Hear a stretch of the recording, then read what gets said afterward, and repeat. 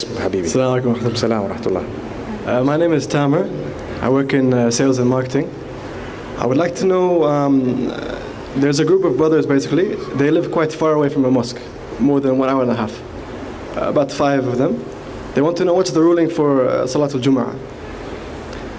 Should they go to the mosque if it's, they live outside of a Muslim country, so they're in work on this time, and they're far away from the mosque. So they want to know, should they go or should they pray in the office? Okay, let me just get you right.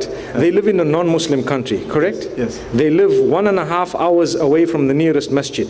Yeah, they work that far away. Yes. They work that. So the time of Jummah, they are unable to come to the masjid. And how many of them are there in number? They said 5 and above. And would they be able to gather, a few more people who might be living around somewhere?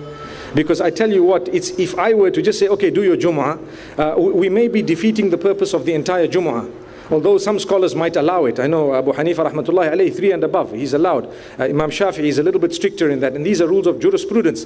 But we need to look into the situation to make sure we maximize and we benefit. Perhaps if, and maybe perhaps if, we would be able to try and see a few other Muslims, and it's not so difficult nowadays with the internet, to try and motivate and encourage people. Look, if there are any Muslims here, we're planning on having a Jummah here, so that we can save our time going back and come. Sometimes they cannot. So in that particular case, inshallah, if they started with the intention of gathering a few more people, Bismillah, let them go for it, and they will be able to read the Jummah. But if they're just doing it in order to break away from the masjid and in order to have their own little thing and making no effort to gather the rest of the Muslimin, then Jama'ah means to gather. We're bringing the people together.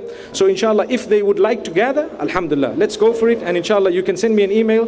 Perhaps I can even assist in that regard. Inshallah. Jazakallah khair. Barakallah fi.